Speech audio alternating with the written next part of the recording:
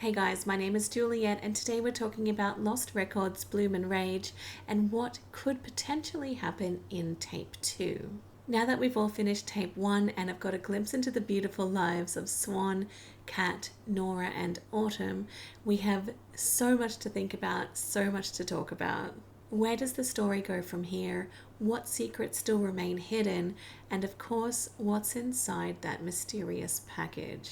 Before we jump into the theories, let's quickly recap the story so far. Lost Records Bloom and Rage takes us back to the summer of 1995, following four friends as they navigate music, friendships, and an underlying mystery that keeps us hooked. There are tensions, unspoken emotions, and the lingering feeling that something went terribly wrong that summer. And then there's the intriguing mystery that brought the girls together once more after 27 years and a promise to never see each other again. The package that Autumn received from an unknown sender. I don't know about you, but I'm desperate to find out what's inside that package. All will be revealed in tape 2, I think.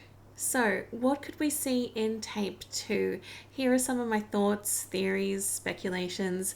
I've been spending a lot of time thinking about this game and cannot wait to share these thoughts with you. I think in tape 2 we're going to focus on a lot of the present day storyline as well. We barely scratch the surface of Swann's perspective, which brings me to point out, why didn't we see Swann? Interestingly, we only saw the present day sequences through Swann's eyes, never in third person, and we didn't get to see her face. This to me feels like a deliberate choice. Could it be that something happens to Swann in tape 2, perhaps an event or an accident that alters her appearance, making her very, very different and almost unrecognizable from the Swann we saw in 1995? It could also mean that she has a deeper connection to the mystery and perhaps even the abyss itself, and the game is hiding that information until the right moment to reveal it. So what exactly happened that summer? Clearly something major happened in 1995 that changed the lives of the girls forever. My thoughts is that it has something to do with Kat. At the end of tape 1, it's revealed that Kat is very sick. She has leukemia. She's dying. There were hints of this throughout tape 1 with Kat coughing. I did notice her cough several times, but it didn't occur to me at the time that it could be something else.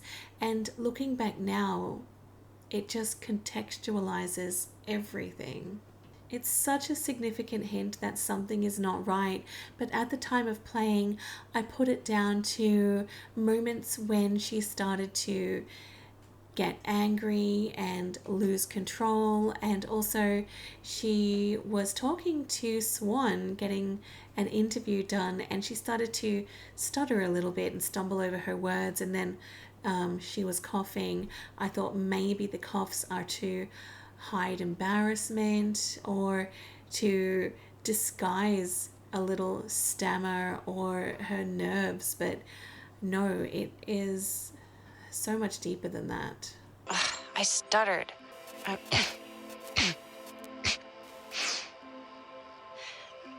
getting kind of tired. The big question for me is, does Kat survive? Does she make it to the reunion, the present day timeline with Swann, Nora and Autumn? So many signs point to no for me, and I am devastated. I think that so many people adored Kat. She was so feisty and fiery and full of life, and to find out that devastating reveal at the end of tape 1 just honestly broke me. And I do have a very wild and out there thought about Kat and her illness. What if the girls as a group had to make a choice, a terrible choice, in order to save Kat? What if they made some kind of sacrifice to keep Kat alive? We saw the reveal of the mysterious abyss towards the middle to end of tape 1. it is connected to Kat in some way, and the song and the blood pact that the girls made together that night. I have no idea how this magical, massive abyss could just suddenly appear, but once the girls started dropping down their gifts, their offerings, and making the wishes, things definitely changed from that point onwards. I think perhaps in tape 2 we will see a lot more of the abyss, and a huge thing that's been on my mind is that what if the girls made a sacrifice or another offering to the abyss in order to save Kat? Maybe they felt they had to make an exchange, someone's life in exchange for Kat's. Whose life? My guess, Corey. Corey feels like one of the most likely candidates for this particular scenario. His death or disappearance could be the dark secret haunting them all these years later, and the very reason why they promised never to see each other again. I found it interesting how the scenes flicked back and forth between the girls making their wishes at the abyss, giving their offerings and the gifts, and to the altercation they had with Corey in the parking lot of the movie palace. Autumn's question to the abyss was how deep did it go, and as soon as she threw the rock in, we were then immediately in the parking lot scene again with the purple lights from the abyss in Autumn's eyes, and then that suddenly reflected onto Corey's face, causing what looked like a lot of pain. Also, in the current day timeline, Autumn refers to something happening at the ranch which everyone blamed Corey for, and also wondering where he was and what happened to him. What happened to him? Didn't they blame him for what happened at the ranch? Not here, Autumn. Someone might be listening. I think Corey absolutely has a bigger role to play in tape 2, but what? Something that stood out to me was how gentle Corey actually was with Kat at the very end of tape 1. It's quite different to the behavior he was demonstrating throughout all of the game. A lot of anger, a lot of rage, a lot of just hate directed towards Kat, so much impatience. But the end, he just scooped her up so gently, and she actually wrapped her arm around him as she was being carried from the parking lot of the bar. And it just was such a different contrast to what I expected of Corey. As much as they both fight and seem to dislike each other, it is very, very clear that he actually cares for Kat very, very much. Going back to the abyss, there is a strong suggestion that Kat could have jumped in there herself. Swann specifically tells Kat, I bet a cat could jump down there and land on her feet. I don't think this was just a casual remark about a cat, an animal. I think Swann was referring to Kat herself. We know Swann has a male cat, either Shadow, Pumpkin, or Snowy, depending on what you chose in the beginning of the game. So if she was just talking about Kat as an animal, I think she would likely say he out of habit.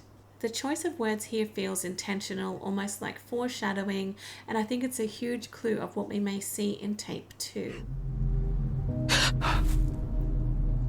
Think I'd fall? That then leads me to wonder if Kat did jump into the abyss in the hope of overcoming her illness. Maybe it wasn't just Kat. Maybe all 4 girls had to jump in to give the wish enough power. If the abyss is some kind of supernatural power, maybe it required all 4 of them to make a sacrifice in order to grant something so huge as saving a life. Maybe they did all jump, but the abyss only took what it wanted, choosing Kat and letting the rest go. Or perhaps they were all given a second chance at life, but at the cost of losing Kat forever. Maybe it was Kat's insistence that she was the one left behind. Something terrible happening would definitely explain why the girls have been apart for so long and made that promise to never see each other again. We made a promise. So why break it now? The fact that they're all being drawn back together because of this mysterious package really suggests that whatever happened that summer isn't quite over yet. So, what's in the package? The package is one of the biggest unanswered questions. Who sent it, and why, and what's inside? I think there's a strong possibility that Kat was behind the package, or at least arranging the package to be delivered to the girls if something were to happen to her. The newspaper on the package is dated 1995, the same year that the flashbacks in tape 1 was set. This definitely feels intentional.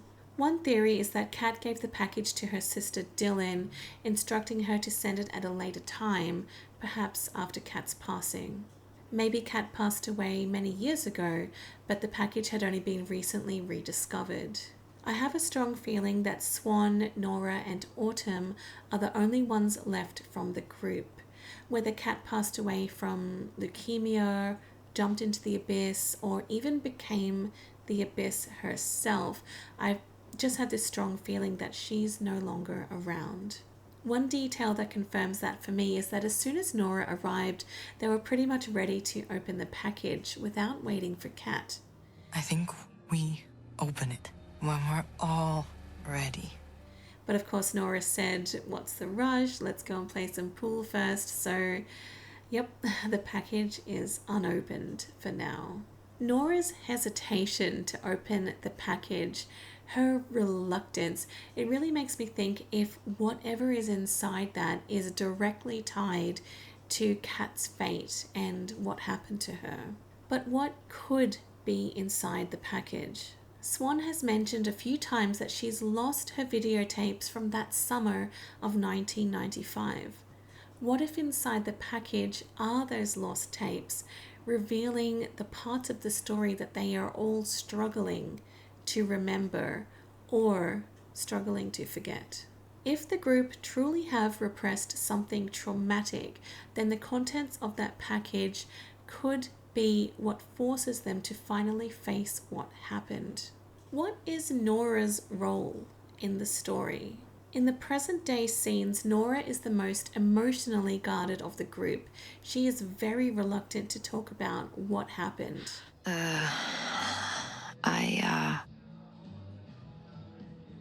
I got nothing. I have such a strong feeling there's way more to her of what we've seen so far. Could Nora even be the one who sent the package, forcing the girls to meet after all this time? Or maybe she's hiding something even bigger. If the group really did make an impossible decision, maybe even sacrificing someone, perhaps it was Nora that was involved in making it all happen. That would definitely explain her distant, conflicted demeanor in the present day scenes. What's up with the number 27? The number 27 has been referred to quite a few times in tape 1. It's been 27 years since the girls last saw each other. It's been 27 years, y'all. The bartender Gus and his friend even mentioned the number 27. Let me guess. You were 27 tops? And also Corey and Dylan's special date was August 27. I think there's a huge possibility we'll see more number 27 in tape 2 and perhaps actually find out what it means. Gus and Pam, what's the deal? It can't be just me, but there's something really weird about Gus the bartender and Pam, the woman who comes in for a drink. They have these really strange conversations, and Pam herself even asked Swann about anything supernatural happening way back when. Did you girls ever see anything weird around these parts back in the day? There's absolutely way more to Pam and Gus than what we've seen so far.